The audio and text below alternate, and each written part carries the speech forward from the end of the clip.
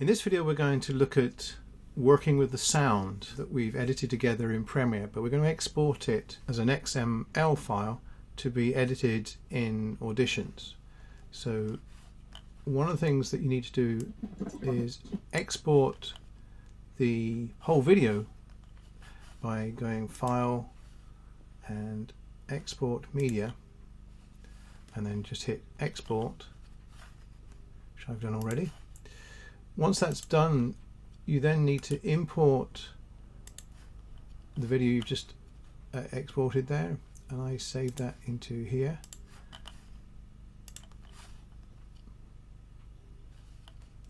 And there's the video. Now I don't want to touch this edit here, so what I'm going to do is click on it and go duplicate. I've created a copy of it, and I'm going to go for Auditions, because this file here will be exported to Auditions, and you'll see why in a second or two.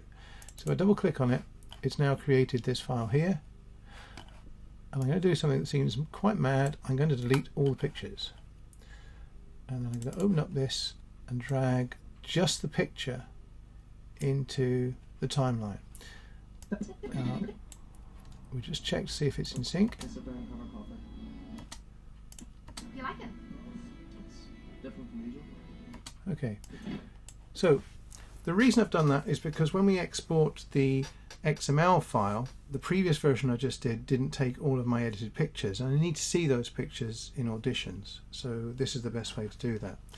So what we're going to do now is making sure that this sequence is selected, is go File and Export, and in this case it's a Final Cut Pro XML file, and it takes us up to here.